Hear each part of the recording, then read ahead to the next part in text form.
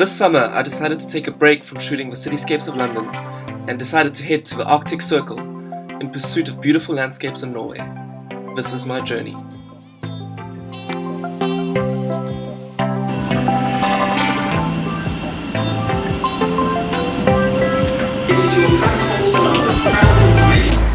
And good morning from Gatwick Airport.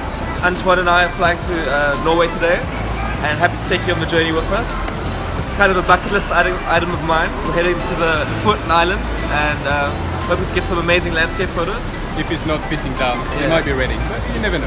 Weather report's not looking so hot right now, but with all travel, you never know what you get. You book these things months in advance, and you just got to adapt to make the most of it anyway.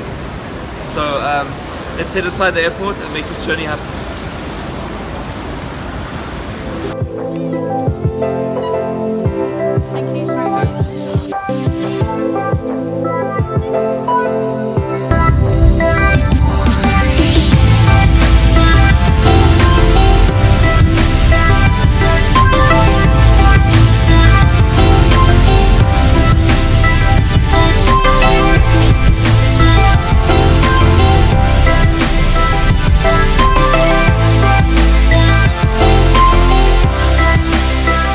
So after 4 hours of flying, we finally arrived in Harstad. Check these snow-covered mountains in the background, looking epic, and really excited to get a lot closer to these and get some great landscape shots. So next step is to pick up the rental car and get this road trip started. Let's go.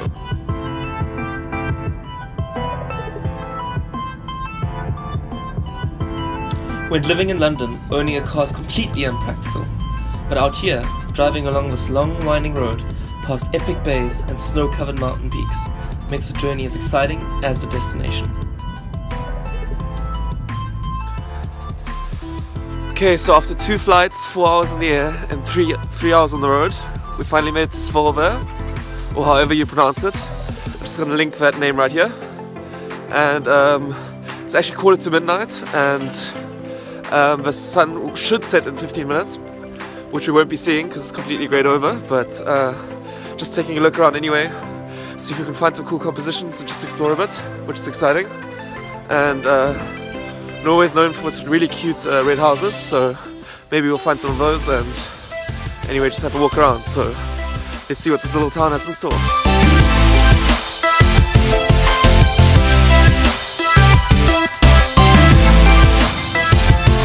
Forgot to mention that today is Red Jacket Friday.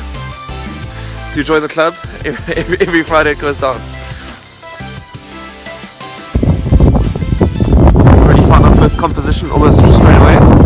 And there's those red houses we were talking about a second ago. It's very quintessential Norway, and Antoine actually spotted these reflections down here. And we can make these reflections even stronger by getting a long exposure and removing these ripples. So that's exactly what we've done. And let me talk you through the setup we're using here.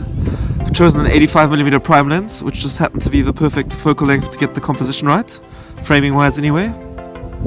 And then I'm using a filter holder with a 6-stop filter, which allowed for a 30-second exposure because it's actually middle of the night, despite it being very bright out, and it's a bit deceiving, but yeah, couldn't go too strong. I would have grabbed for the 10-stop filter, but the 6-stop filter was the better choice anyway.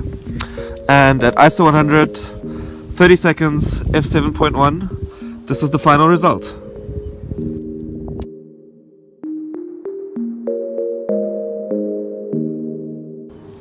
Look at this little bathtub toy, super cute.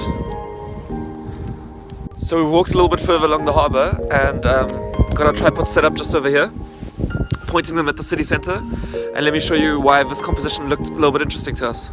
Check this out.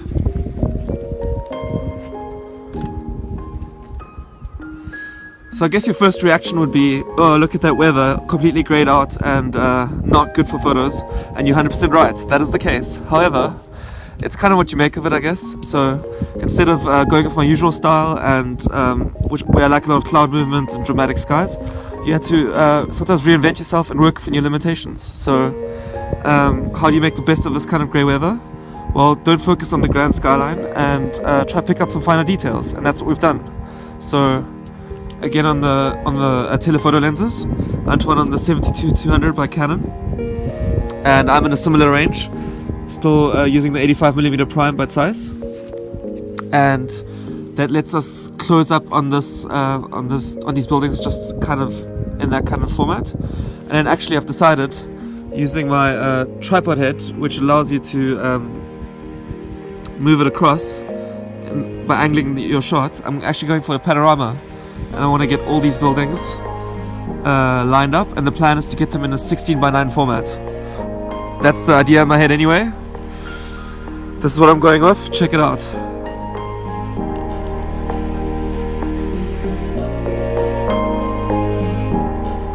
Cool. So it's already 1 a.m. and it's actually 24 hours daylight at the moment because it's the middle of June and we're all the way up in the Arctic Circle, which is kind of cool. That's why it's still looking very much day, but we're going to call it a night anyway. And it's also started raining, so it's kind of a good time to call it. Are you happy with the shots you got, Antoine? Yeah, so far so good. Let's see. Yeah, good start, but hopefully the best still lies ahead in the following days of Lofoten. Anyway, as far as this video goes, I hope you enjoyed watching, and if you did, Make sure to like, comment and subscribe. see you in the next one. Good night.